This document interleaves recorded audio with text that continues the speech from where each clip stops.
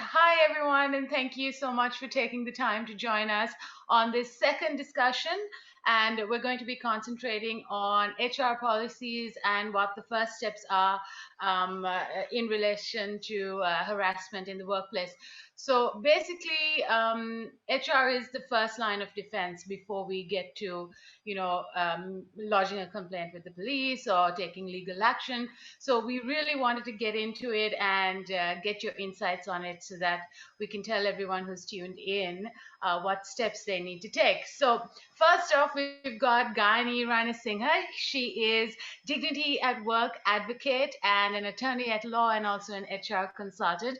Hi, Gayani. Welcome. Hi. Also, Dharini Priscilla joining us again. She was on with us for the first discussion. She is a project manager at the Grassrooted Trust. Hi. And then, of course, we've got Mrs. Simran Singh. Hello, good morning. She is the country director, ILO country office for Sri Lanka and the Maldives. And of course, Blessy. Okay, well, welcome everybody. Good morning. It's great to have all of you. There was something that I saw on social media which really bothered me. And, of course, with all the recent, comings out of women in the media, as well as a range of other places now talking about sexual harassment at the workplace, so much so that we here at Women in Media thought it was important for us to talk about those important aspects of not staying silent, what we can do, realizing that we do have a voice, and by starting even small, we can make an impact. We can turn things around, even if it is perhaps only going to be seen in the next generation to come. But this is something I saw. It said women have resorted to social media campaigns of shaming without naming, since institutional and legal structures and processes have failed them. And each of you represent very important pillars of some of the change that can take place from the HR perspective, the International Labor Organization, the work that you do, and of course at the Grassrooted Trust, working with women and corporations both, not just women, but victims in general. Dinasha and I have been working in media for a long time now, where we've done both media as well as, stints in corporate. So we kind of know what it can be, but the importance of HR and policy and holding workplaces accountable is something that we need to explore, and how as employees, as freelancers, as women, what we could do. Yeah, so we wanted to maybe kick it off with how we can make HR more effective when it comes to making a complaint. The first steps. So it's important to understand that every individual who's employed has a different social, economic, education, etc. background. And whether we are ready to accept it or not, they bring their learned behavior, their perceptions, attitudes, and their biases to work. They bring them every day to work. So to alter an employee's attitude and perception regarding sexual harassment or violence and harassment in general, it takes time. And a policy alone is not sufficient. So how do we really alter or make an employee unlearn behavior that is ingrained in them? So for that, what we have to do as corporates is we need to build an ecosystem that encourages and supports them in this journey. So this ecosystem has several elements. One, of course, is having a policy, but I'm not going to go into details of like what components need to be there in the policy, but I will give like an overall intro to some of the good practices that we should have. So when we are building the ecosystem, you need to take into account operational realities specific to your organization. For example, do you have a high LTO, or what are your education levels are? Because those are important for you to make your training material, to make your policies, your reporting methods, investigation methods, so on and so forth, right? So you need to take into account your own operational realities. So the ecosystem primarily consists of who are your contact points that deal with reporting, meaning who are the people that employees can go to and report a complaint. So most companies have HR, and they have HR as certain representatives in HR to whom you can go and complain to. But it's also important to look at cross-functional teams in the organization. And it doesn't necessarily have to be only from HR. You also need to look into gender representatives as well. So some companies have a tendency to have only male contact persons or only female. Not having a binary like that, male or female, but having a mix of all genders. So that people feel more included and that we can approach. The other is to make sure that that this is not seen as an HR problem, that this is seen as a work problem, a productivity issue at the workplace. Right. So that's why you have cross-functional teams, right? So there's people from different teams that you can go and tell your complaint. So in this way, the people that you have as contact persons can have to be people who are respected at work, and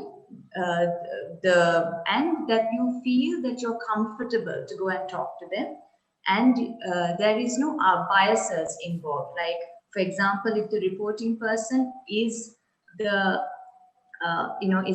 is a good friend of the person whom against you're complaining, then this is not the correct contact point for you to go and report the complaint. So having a variety of cross-functional teams is one way of ensuring that your reporting mechanism is fair, it's accessible, and it's unbiased. So it's just not only HR. That I like to point out. Right. Lani, can I ask? So, in one of those instances that you just mentioned, to go and make your complaint, what if that person is actually a close friend of the person you are complaining about? Then, what is your next step if that is the company, structure? So I think that's why we say several contact persons. So it's just not one person that you go and report to. It's cross-functional teams, and you have several, like 5, 6, 7 of them, who you can approach. So once you have a panel like that, to whom you can pick. No, I am more comfortable with X, and X has no relationship with the person, the respondent or the alleged perpetrator. Then I will go and speak with X. So that is one way you overcome this, by having cross-functional teams and allowing people to pick the person whom they are going to go and make this complaint to. Of course, this would also mean that you need to give them proper training, how to be empathetic, how to ensure confidentiality. There's a whole bucket of trainings that goes along with it. And then how do you help that person to unpack the behavior that happened? How is that in terms of the policy of the company? What are the next steps available for the complainant? And which steps would they prefer to take? So all of this has to be guided. And the person whom you're approaching needs to know how to guide the complainant. Also, the services that are available, the support services like counseling, or would you like time off? So all of this has to be firstly trained to the contact person to have these kind of conversations, and helping the complainant to kind of navigate. So these are my options. This is what can happen. This is how the investigation process looks like, and also other forms of support services that are available. So it's just not simply picking people and saying you're a contact person. There's more to it than that, but that's a start. And also there needs to be gender representation, right? There has to be a female in that list of your support system, because a company that I worked for previously, everyone that you had to go complain to was male. And they did not understand certain aspects of harassment. To them, it just didn't seem like it was harassment, right? Because and also for the victim, you would only feel maybe at most times you would feel more comfortable talking to a female. Correct. But I also like to broaden this and say gender representatives. because we have a tendency to always think as male and female, but there are other gender representatives as well. So in your company, if you're a more progressive and inclusive company, ensuring that there are all, gender representation has to be there. That is given. And the other is, uh, it's not about what the contact person feels the incident is about. It's really about the impact that behavior had on the complainant, not the intent of the alleged perpetrator or the respondent, right? What's Exactly. important is the impact it has on the complainant. So when you're a contact person and you're listening, you're not putting your personal judgment and saying things like, oh, but that's how X behaves all the time. Don't take it personally, right? So those have to be taken out, because what's important here is the impact it has on the complainant, and not how the contact person perceives it, how witnesses perceive it, nothing like that. So that's important to differentiate. Yes, very important. Gayani covered it perfectly. Okay. It was very thorough. And I do agree representation is very important. And I think in terms of representation, we also need to think a little bit about ethnic representation as well, because those dimensions, those identities come into play when you're either a victim or a perpetrator, right? Yeah. Something that I noted in terms of a very practical issue with complaining is the accessibility of HR, either in terms of, the lack of options. Like Gaini was saying, it can't be one person, it can't be one way. You need to have multiple options. But also something really interesting we found when we were working with certain groups was that the location, literally the physical location of HR, or where you have to go when you have to go make a physical complaint, played a role into whether or not people made a complaint, reported Oh, an interesting. incident. Because one institution, one of the victims said, I don't want to go because I have to go through this particular corridor where it's very crowded. So if I go through that corridor, people know I'm going to Yeah. HR, and Right. therefore they will assume I'm going to talk about something, and therefore people will start spreading rumors. So these are like concerns we don't even realize, right? But for a person who needs to make a complaint, that's a very important factor. Accessibility without going into the place itself is a struggle. And also accessibility in terms of language, because it's very, I often don't see a lot of the policies translated into the local languages. And even when they are, there is an issue with employees, when we ask, do you have a policy? It's yes. But when we ask, do you know what is in the policy? It's always don't harass other people. The basic stuff. Yeah. Or it's, they don't know where to find it. They think it's a physical, like a booklet or something. But in most companies, especially in the private sector, you can access them through their intranet or some sort of network that they use. But a lot of people are not aware of it. So I think in terms of like Gayani was saying, it's not just about having a policy, it's about having a holistic approach, an ecosystem that helps put employees, put the policy into practice.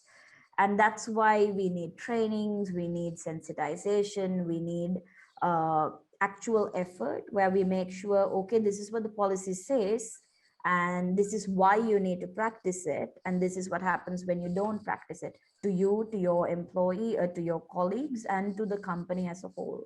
Because that understanding is what is missing. Because what is in the policy, we all already know that. We already know we shouldn't harass other people. We already know harassing is wrong, that it makes other people comfortable. But what we don't understand is the impact it has on people and the company as a whole. So those are things that need to be translated better. And those definitely need to be a priority. And I know that it's not really feasible for everyone in terms of doing trainings, in terms of doing sensitization, especially with COVID. But I do feel to create a holistic and a safe, dignified workspace, having a policy is never enough. It needs to be translated properly, or else it's just another piece of paper. Yeah, So absolutely. Ms. Simran Singh of the ILO, what global standard has been set up for companies in general that countries have subscribed to and implemented? And how close are we to having some of those global standards implemented here or adopted in Sri Lanka in general? All right, thanks, Blessy. Yes, okay. Before I get to that, actually, I just wanted to compliment what Gayani and Tharani have said to widen the scope, because the conversation so far has been about a company and an employee. And the world of work has changed dramatically. And the traditional definition of what an employee is by national law and practice has expanded in a way which might not even be featured in terms of law. We have many companies that actually contract out services. You have enterprises that basically have people that are apprentices or interns, et cetera, there. You have volunteers at the workplace. You even have people that are, for example, job seekers and job applicants, and those that have been retirees or those that have been terminated from their contracts. So basically, and then you of course have the employer as well. It's not just about employees, also those that are employing them that have a management responsibility. So I think we need to look at this more holistically in terms of whatever policies and practice and systems we have, so that we don't exclude all of these other parts of the world of work, and employees, employers, volunteers, interns, you name it, because we do find that often happens. And maybe even to take it a step further in terms of contractors, because, and I think in the context of Sri Lanka, perhaps this could also make a lot of sense. We've heard a lot about harassment in public transport or in transport services as well, disproportionately affecting women. And across the world, we have found that often when companies provide transport, whether for a conference or just regular transport for employees, there is a very high risk also of harassment happening, and there are oftentimes not straightforward measures or policies in place on how that can be dealt with. So service providers, et cetera, to employers or employees or contractors, I think it's good to also look at expanding the scope. So now on to your other question on what standards there are. So the International Labour Organization is like 102 years old now, and we are a standard setting organization. And we have, I mean, there's a very recent 2-year-old new standard or treaty on violence and harassment in the world of work. But even prior to that passage, and I'll talk about that a bit later, we have enshrined what we call fundamental principles and rights at work. And there are two very key aspects here. One is on non-discrimination, and then other is on equality. There's also a fundamental principle on occupational safety and health. And all of these have basically provided a framework to look at it from a health and occupational safety perspective, to look at it from a non-discrimination, promotion of gender equality perspective in terms of dealing with violence and harassment. But the idea was that the world of work has changed so much. Work is happening virtually, as we're seeing now, also even more so in the COVID context. There are forms of violence and harassment that take place online, bullying, harassment, but also it's not the traditional physical going into an office and harassment way of working. It's also acknowledges the fact that it's not just women, but also men can be subject to violence and harassment, as can persons with disabilities, ethnicities, all of the things that Tharani also segments that she mentioned right now. So this standard was adopted 2 years ago after quite a lot of debate between governments that are member states. We have 186 plus member states in the ILO governments, but also representatives of employers and representatives of employees. So when we look at all of these standards and their practical implementation thereafter, it's one thing to ratify a standard, but then to apply it, it's really, really essential that we have the buy-in of not just a government, that has, of course, responsibilities in terms of enforcing law, enacting law, regulatory frameworks, etc., but also very much those that represent employers and those that represent employees, because they have to take this forward and implement this. So this was very much agreed to after a lot of negotiations. And you can imagine how difficult it was, because you had negotiations happening from countries like Somalia to the Netherlands. And of course, the situation and progress on many of these issues are quite diverse, depending on which country and what cultural context also you might be coming from. But this was agreed to, the standard, and is quite far-reaching in its outreach, including the protection of precisely these groups that I mentioned earlier on, those in training, interns, volunteers, contractors, job seekers, as well as, of course, workers and employers themselves. And so that is quite far-reaching. And this instrument actually has not been ratified yet by Sri Lanka. It's been ratified. It came into force just in June last month. It takes 2 years after the passage of a convention or a standard to come into force. So it's come into force. 6, 7 countries around the world have ratified it. None so far from Asia, except for Fiji, which technically falls in the Pacific, and that's a very recent ratification, and Uruguay and stuff. So it's something that there's a lot of movement actually within the human rights, the gender equality communities that are trying to push member states to go ahead and ratify and take where action is. And there has been quite a bit of movement actually in Sri Lanka, which I'm very pleased about. But I'll stop right here and over to other panelists. Can we hold the company accountable for, breeding this toxic work environment, and what does that look like? Sure. So there are always two parties when we talk about culture, right? You have the management and you have the employees. And the culture of an organization rests on both of these parties playing their roles. So if you take the management has certain roles to fulfill, having anti-violence and harassment policy, how do you report, investigation process, disciplinary process, training, remedial action, or counseling services, support services, all of this bucket falls really on the management. And the management is also responsible for modeling and creating an environment that allows employees to practice good behavior. So this is really the full bucket of responsibilities when it comes to the management. But similarly, for all of this to function effectively, you need the employees also to do their part. So because you need both hands to clap. So similarly, the employees also have a role to play. So when you ask about things like what do you consider as toxic behaviors, or what's a toxic environment, right?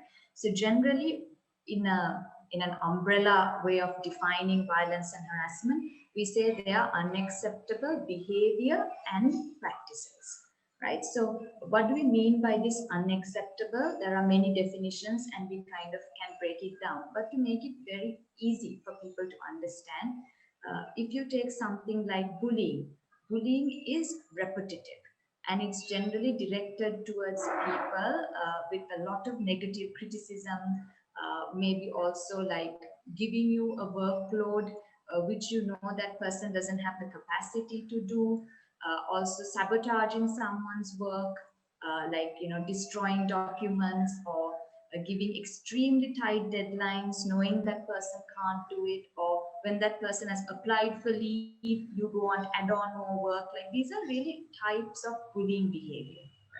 So I'm just giving you examples so you know what does a toxic environment kind of look like. Similarly, if you take sexual harassment, there are definitions for it.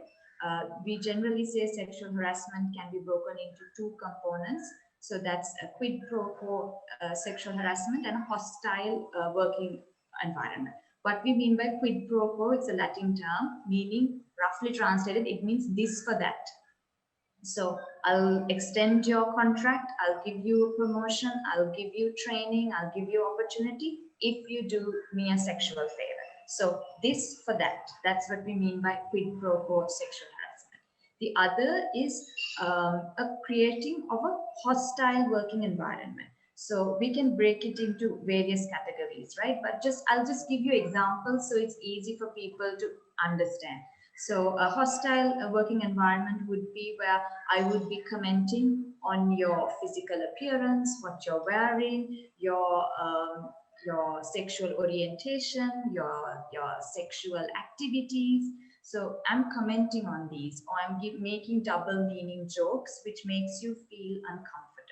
So how you know whether the work environment is hostile or toxic is, does it make you feel uncomfortable, right? So the first thing is that you just ask from yourself, does it make me feel uncomfortable? The other is, would you be okay if this kind of behavior happened to your loved ones? If you answer these two questions, does it make me feel uncomfortable, or would I be comfortable if this happened to a loved one, is going to tell you your gut reaction to this behavior.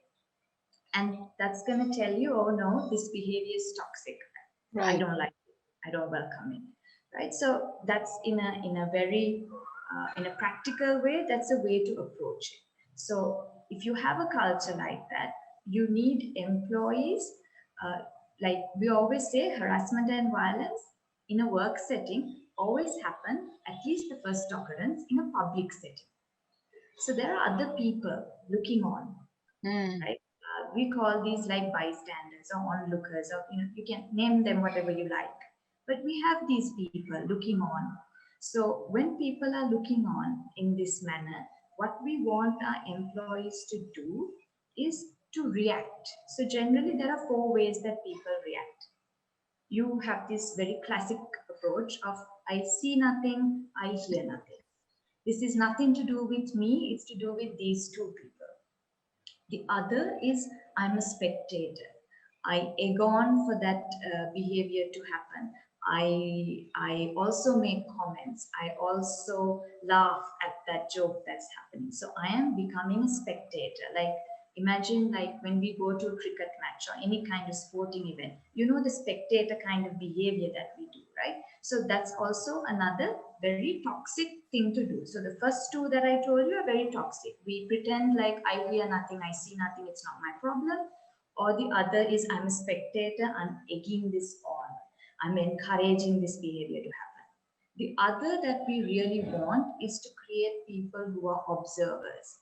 Observers are people who just observe what is happening. And I always encourage people to ask 2 questions from yourself. Would you like it if it happened to you? Would you like it if it happened to your loved one? That's really going to tell you whether this behavior is acceptable or not to you. And then you know, okay, as an observer, I have choices here. And what are my choices, right? So my choices is that I can intervene. But how do I intervene? So this is where we need the management to help people to, how do we intervene? You have trainings for that. How do I intervene? I can intervene when the situation is occurring. I can also intervene after the incident has happened. It doesn't, but the intervention doesn't have to be hostile. It doesn't have to be like a angry response, right? It can be somewhere where you take the spotlight away from the person who's being attacked, right? You can move the conversation along. And you can also simply, after the incident has happened, there are ways you can approach the person. If that person was a peer, you can definitely approach and say, look, I saw you doing this behavior, I think it's wrong. Or if it's a supervisor and you don't have that capacity to directly go and speak, then you have various other intervention methods where you first go and talk to a contact person, and that contact person is going to help you a way to approach that person and speak, or the contact person will be the person who will go and speak with the supervisor. So there are ways of intervening. It can be whilst the incident is happening, or also after. So this is something that observers or onlookers can do. That's why I always tell you, as much as the management has responsibilities, so do all the other employees, because you're watching on. You have a responsibility. And what is that responsibility? The other is, now you've done your part, you've intervened. Can you be a witness? So you're an observer. Now you're transitioning from observer who intervened to a witness. So a witness is a person who comes forward when we are having formal inquiries or even informal inquiries, who comes and say, look, this incident happened. I saw the impact it had on A. A was feeling very uncomfortable. A was like, after the incident, A was not engaging with the team. A was looking down. A went to the washroom. A was afterwards not with us. She was not responding. He or she was not responding. And also saying, yes, I heard this and this is what the conversation is about, or I saw this happen. So there are always two parties. You have the management and you have the employees, and both of these people who make up this ecosystem needs to come together to kind of make a positive impact on combating these toxic or unhealthy work practices. Yeah. One thing that I wanted to add was what Simran was talking about before, that when we talk about workplace accountability or toxic workplace culture, it, first of all, it's very important to define what constitutes as a workplace. Because one of the issues that we have with harassment is that people think of workplace as a very physical space, even now, even in the post-COVID world. So toxic behavior that takes place outside of your cubicle or your flow, things that happen in the elevator, things that happen in the cafeteria, things that happen in your work transport, those things are overlooked. So when we talk about a toxic workplace or what are the traits of a toxic workplace, the easiest way to define it is to think of the opposite. What is a healthy workspace? Right. Because when you identify the traits or components of a healthy workplace, a toxic workplace is basically the absence of those components, right? It's not that people are bad, it's that they lack good values or healthy, yeah. And one of the main things is that not understanding that the workplace goes beyond your cubicle, that you can't just, for example, you might be polite and friendly in the workplace, but if you go home and harass your colleagues on Facebook, or if you keep texting them on WhatsApp, or if you spam the group chat with, insensitive material, that's still toxic workplace culture, because your workplace has given you that sense of entitlement where you feel like I can treat my colleagues however I want. And also another one is that what you were talking about before, Blessy, in the sense that when it comes to reporting an HR, we have, recently and also before, we've had incidents where people call people out on social media because they feel like it's safer for them to do that than to do it in person. But what is interesting is that when that happens, people get called out for calling out, saying, why are you doing this? Why are you making a scene on social media? And then a common question that I get a lot when we do sessions is that, is it okay to call people out on social media? Because are we, being a bad person? Are we being one of the bullies? I think in those situations, the most important thing to focus on is the fact that why did that person feel like they had to take this to the social media? Right. Because obviously they have been failed by institutions and mechanisms that were supposed to support them in the first place. If that person was able to go to HR and figure this out, if that person was able to go to the police station and figure this out, they wouldn't be doing this on Facebook or on Twitter. There won't be a need. So we need to understand that a toxic workplace is something that lets you down, something that um, feels like it won't support you. And I think, like we discussed in the previous session also, it has a lot to do with how you feel, because the way you define an environment is based on how it makes you feel. And a healthy workplace or a positive workplace makes you feel safe. For me, that's the most important component. If your workspace feels unsafe, then that's a huge red flag. Because if you walk into your workplace and think, oh, what's going to happen today? Right. Or if you think, I can't wait to go home, that's a concern, right? Yeah. That's a concern. And also the fact that if it makes you feel uncomfortable, if it makes you feel like intimidated or even isolated, those are some, emotions or feelings that we need to focus on. And those are feelings that we kind of overlook, because the only emotion or quality that we associate with the workplace is productivity.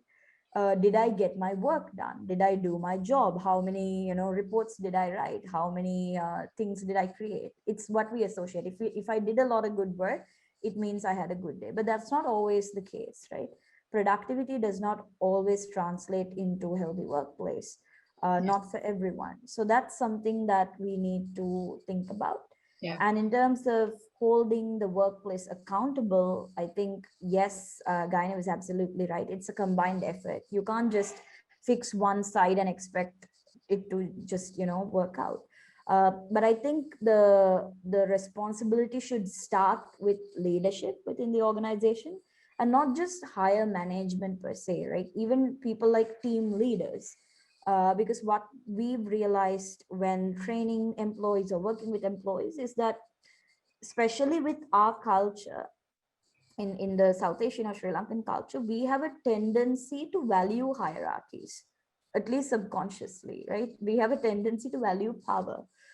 It's kind of like, an intrinsic thing. And what happens is, when people have more power than us, especially in the workplace, corporate power, institutional power, we tend to look at them as role models, and that can either go very well or horribly wrong. Because that's why when we do, sensitization or trainings, we always say leaders need to lead by example. They need to do it so that people look at it and realize, okay, so the person who is leading me is doing it, so it's my responsibility to do it as well. But often what happens is the other way around, because when someone you look up to and someone you respect does something unhealthy or something toxic or something awful, you feel like that act is justified. Right. Because if this person does it, then so can I. So you justify that behavior, you justify your own kind of entitlement. So I think focusing on leadership during, building healthy, safe workspaces is very important, because they need to be held accountable, because they, the whole, with great power comes great responsibility. Yeah. That's a They very set true. the pace too. Yeah. Can I ask Dharini, just a question?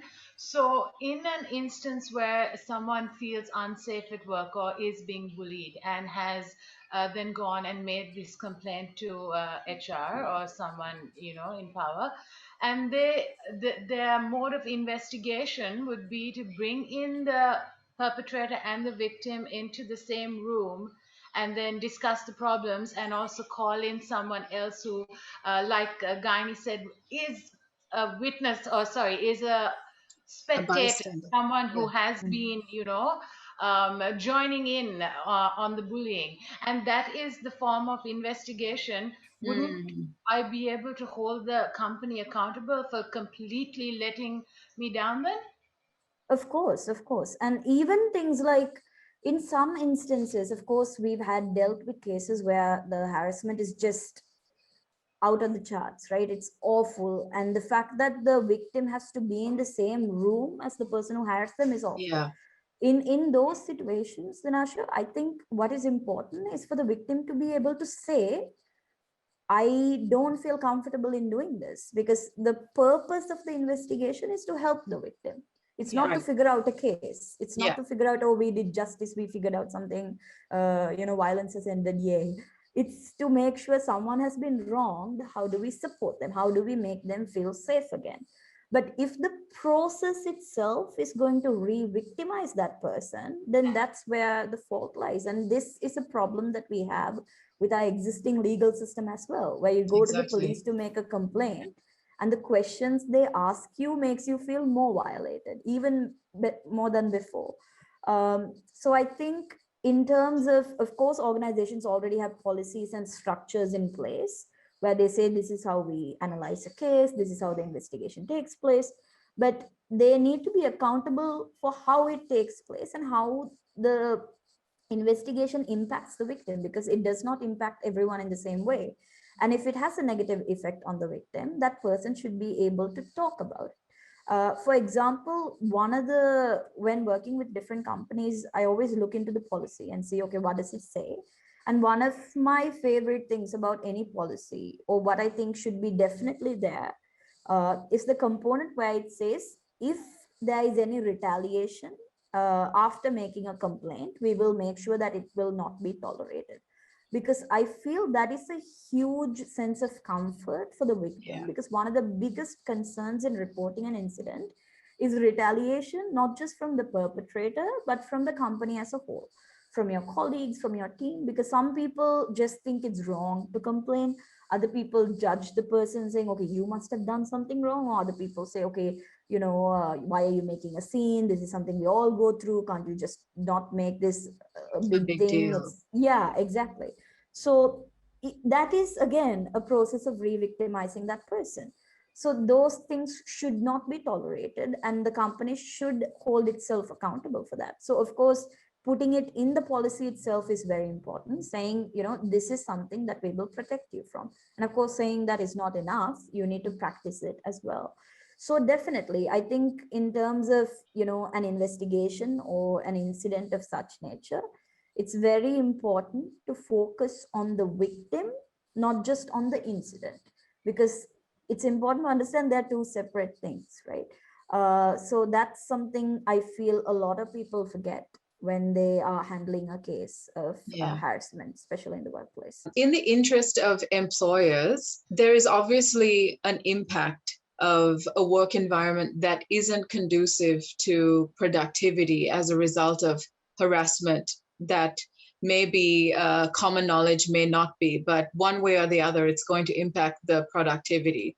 And I think this is something that corporations, small organizations, startups, constituting of 2 employees or hundreds, that whether they like it or not, harassment in any form is going to impact their productivity.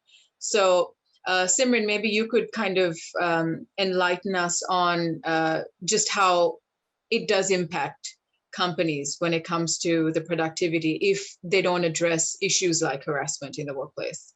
Yeah, indeed. I think this was really the selling point when they were negotiating the standard in particular, was the argument, especially from an employer's perspective, of how harassment and violence actually do affect productivity. And when they looked at it from that lens, actually, it was made a lot more sense. Surprise. Yeah, because I mean, there are, I'm not a psychologist, but we know what happens when people are in this toxic environment. You have absenteeism. You have, because you could be sick or you're just not feeling up to speed. You don't feel safe walking from point A to point B that you need to do to, if it's a factory assembly line, because you're being harassed. So there are a lot of different ways in which this manifests itself, but really first and foremost is psychological and absenteeism and things like that you get. So definitely this issue needs to be looked at from the lens of also productivity, but at the same time also the rights of the workers and the employers to be operating in a safe space, safe environment. Someone, I think Dharani also mentioned, startups, or you mentioned also these small workplaces. These days, this is a dimension that hasn't been looked at as much. The home has become the workplace. And here in Sri Lanka, a lot of enterprises are actually home-based, that employ less than 10 employees, maybe even just 5. And they're operating in the informal economy. So informal sector, so they're not technically as well protected under law as well. And you have a dimension that has not been looked at very much so, which is the impact that a lot of these enterprises also suffer from cases of domestic violence. And how does domestic violence actually interact with the world of work? And you find many times that when you look at the corporate sector or the different policies across organizations, it doesn't actually take into account whether the employees or even the business owner, for that matter, is a victim of violence. So I think that's something that is very important that we should be also looking at. So when there's a occupational health risk assessment, it shouldn't just look at the physical spaces and say, okay, this fan, there's not enough ventilation. It actually needs to be nuanced enough and informed enough to pick up on these psychological elements and the kind of harm that is taking place also as a result of domestic violence that could very well be exacerbated. We know with COVID, there were a lot of incidences of domestic violence reported and an increase. And that's reflective of the fact that many workplaces are within homes. Right. And so when you're cooped up on top of that, it makes it a lot more. So certainly this new standard that I talked about actually also really does call on member states to also look at this issue of domestic violence when they are coming up with prevention, protection measures, training, guidelines, and the kind of remedial action, whether it's by the efficient law enforcement mechanisms, etc. So we need to feature that as well. I think I would say that what we are looking at when we're trying to address violence and harassment at the workplace is we are trying to alter culture. And as Dharini pointed out, in Sri Lanka, there are lots of issues in terms of how we react to people in power, and also in terms of how bullying is a part of our culture as well. You'd see that that's the way we kind of interact. We bully people, and then sometimes the bullying stops being camaraderie and it becomes bullying, right? And where does that shift happen? So I think what's important to keep in mind is that we are trying to alter culture, and that culture doesn't change overnight or with the snap of your fingers or just by having a policy or reporting mechanisms or trainings. It just doesn't change overnight. Culture changes. I think I read this somewhere and it really stuck in my mind, and it says that culture changes one conversation at a time, one relationship at a time, and one good decision at a time. So that means it takes a lot of time, and it also takes consistency. So that is really the approach when it comes to addressing violence and harassment. You have to be consistent with your approach, consistent with your training, and you have to keep at it. Just to add to that, in terms of our discussion on creating workplaces that are healthy or reducing toxic behavior in the workplace, I think regardless of whether it's a corporate sector or public sector, whatever it is, I think a lot of companies need to focus on core human values, because while it is important to have policies, while it's important to have trainings, while it's important to have productivity and profit, at the end of the day, any space it becomes safer or more dignified when there is more respect and when there is more empathy. And that is something that we lack as society. That's not a workplace problem. That's a that's a Sri Lankan problem. Yeah, that's been there. And we need to be able to understand, either we have to learn it through trainings, or we should be able to self-actualize how the lack of these values contribute towards a toxic culture. For example, the lack of empathy itself, if we were a little bit more empathetic, I feel like a lot of the issues would go down. So what we were talking about before, how I can't go and make a complaint because there are no women in the complaining committee. Ideally, it shouldn't be a problem, right? In an ideal world, because you don't have to be a woman in order to sympathize or empathize with another person's burden. Right. And we've seen that a lot of victims or survivors of gender-based violence come to us and say, I can't talk to my boss, he's a man, he won't understand. Why doesn't he understand is the problem. You don't need to have a vagina to know that pretty much harassment sucks. It's a problem of empathy, it's a problem of consent, it's a problem of respect.